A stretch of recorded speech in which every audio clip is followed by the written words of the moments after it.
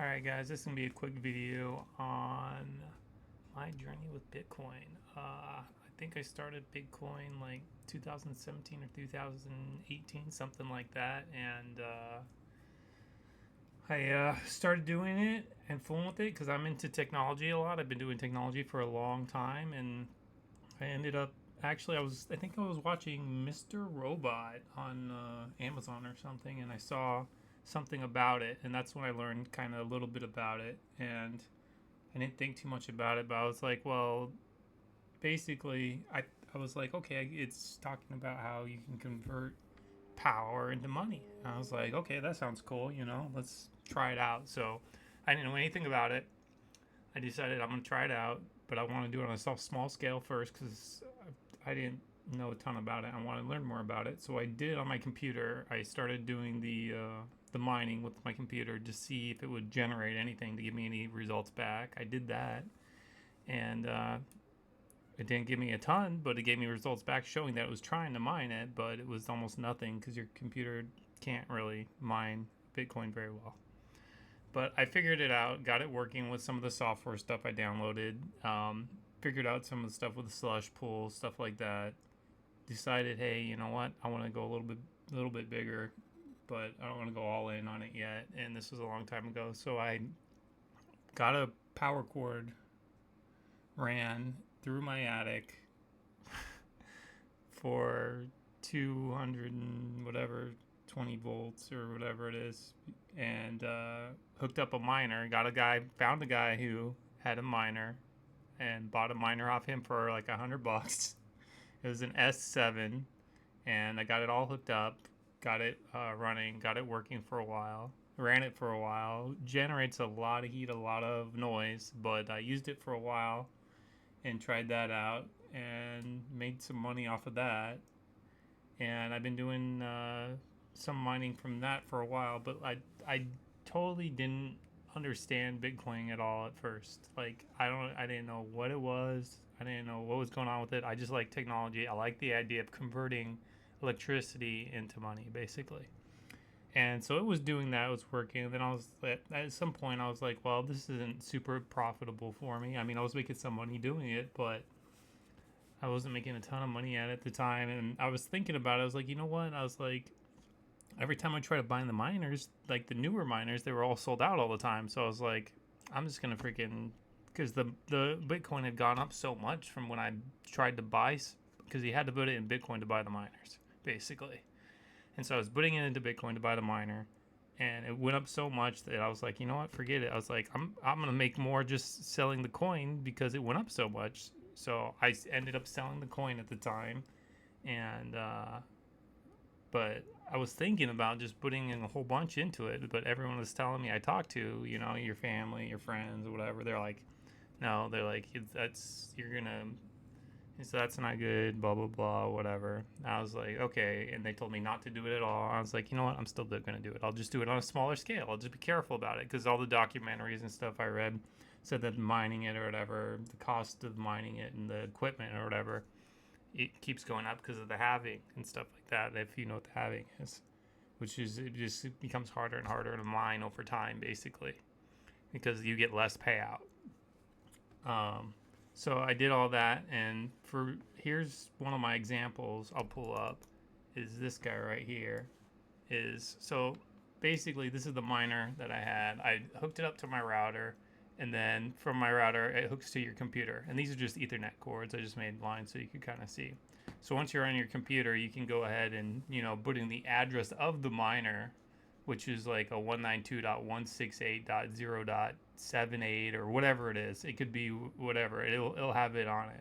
It'll tell you what it is, or if you don't know what it is, you can go to your command prompt and look it up.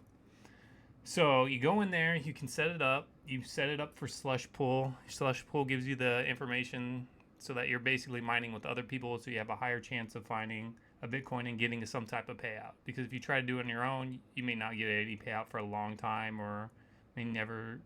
You might get it eventually, but it's really hard to get them on your own. But if you join a pool, and if anybody hits, then basically all of you get paid out equally. So it makes it a lot easier to mine. and get something at least. So you have more consistent payouts. Basically, every month you're getting paid out. So I was getting paid out every month from this little miner, hooked to this guy and all set up and going. But it's costing a lot of juice too, so you got to factor that in as well, from it running all the time. But that was interesting. I thought, okay, cool, whatever. I got with that, and then I was like, later on, I was like, okay, whatever. I started researching it a little more, reading up about it and stuff like that, and then eventually I came to the understanding that it's not just Bitcoin isn't just one thing; it's many things. And people think it is one thing, but it does many things. It basically it's a way to transfer funds, right? You can transfer funds from one place to another, with it, which the miners is what's verifying those transactions for, because each piece of the information of it getting transferred is getting sent out to different multiple places. The miner is what, like, converting and saying, hey, this is, we're verifying the transaction from different places, so that's why they call it decentralized, because it's not one place that's basically verifying, and then it has a ledger as well, right? So you got all this going on. So you're converting power into Bitcoin basically, and while you're converting it, you're also doing the transactions too, because you're also verifying transactions. So you're doing a couple different things at once. Now it's just one.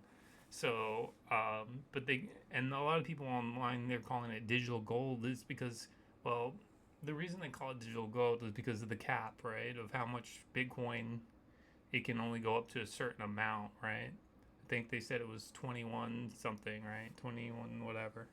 And so because it can only go up to a certain amount on it, then it makes it so that it's basically scarce or valuable.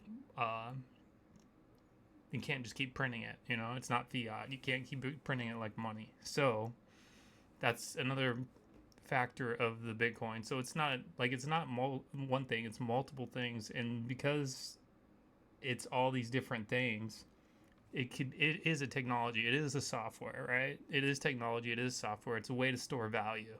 So if you want some type of alternative asset to store value and is related into technology in a way as well, then this is one way to go. And I've been investing in Bitcoin for a long time. So like you can see if I pull up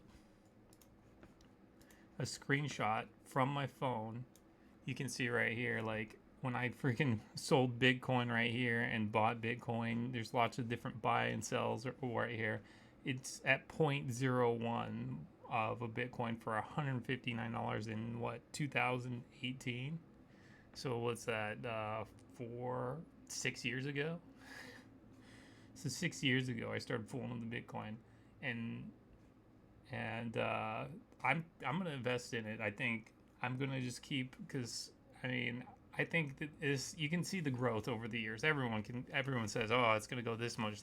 I don't know how high it's gonna go up to, but I just know that I want something else that I can invest into that basically is gonna have the chance, and it's a more likely chance than something else to go up and hold my value of my worth or time or money or energy or whatever you want to call it, right?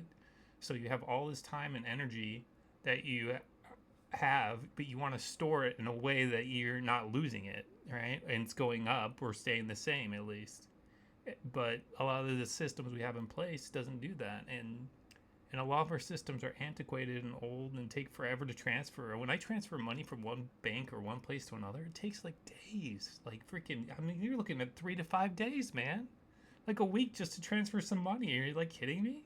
So if you go to transfer other stuff for for crypto, it's instantaneous, or minutes or seconds, however long it takes. But it's like it's not 5 days. It's not 3 to 5 business days.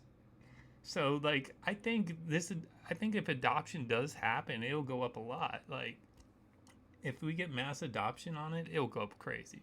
If we don't get mass adoption on it, I think it's gonna go up anyways. Like if you believe in something, right, and you think, hey, this thing, I believe in it, you should just freaking buy and hold it for a long time, you know, maybe 2 to 5 years, however long you're gonna buy and hold it for, and say, okay, 2 to 5 years, because it's like, I like to think of it like like a reverse casino, because you know how everyone goes to the casino, and the longer they're in there, the higher chances they're gonna lose all their money, right? Because the odds are stacked in their favor. But with some assets like stocks and seemingly like Bitcoin, it looks like from the last 5 years, it's the longer you hold, the more you're gonna get. Like it's gonna go up. So, and they and lots of predictions and stuff on it. I don't know how much it's gonna go up, but I just believe that it is gonna go up. I believe that it is gonna be useful and that it's gonna have a use case in the future, either as a store of value, as transferring funds, um, or as using our excess energy. You know what I mean? We have places where there might be excess energy that's just getting wasted. We don't need it for anything, and we could use that excess energy to basically support our network. Why wouldn't we use our excess energy to support our network? Use the excess energy to support the network, which makes basically transactions easier and faster, right? And makes it so that we can have a store of value anywhere in the world. They can just be in our pocket on our phones, you know? We don't have to freaking have big huge trucks hauling tons of stuff from one place to another. It's not very effective. So, that's my take on Bitcoin. I'm going to basically dollar cost average buy Bitcoin, um, and basically invest into it. I'm going to keep doing that, and I would suggest that if you have any money that you can put towards it, that's not going to, kick you out of your house and home. I mean, you keep your four walls for sure, but anything else past that you have excess, I would put it into Bitcoin. Um, at least some of it, whatever amount you feel comfortable with, as long as you feel comfortable putting it whatever amount, I would put something in there. You know what I mean? So that you could go ahead and look in the future and go, oh, okay, wait, I'm like this worked out, But that's what I'm gonna do. This is gonna be my Bitcoin journey, so to speak, and I'm gonna go ahead and I'm gonna go for it, because the last time I tried to do it, and I was starting to do it, and I was gonna go full on with it or whatever. I didn't do it, but I knew I should have probably. Something in my brain was telling me, hey, you should probably do this, even though I did do it. But I had so many people telling me not to do it that I still did it, not to the effect that I was thinking about doing it. If I would have done it to the effect that I was thinking about doing it, I would have been at a great place right now, even better than I am now for Bitcoin. But I hope you guys have a good rest of your day. Hope you enjoyed the video and learned a little bit something about Bitcoin and didn't get too bored with my long rant. Have a good day. Bye.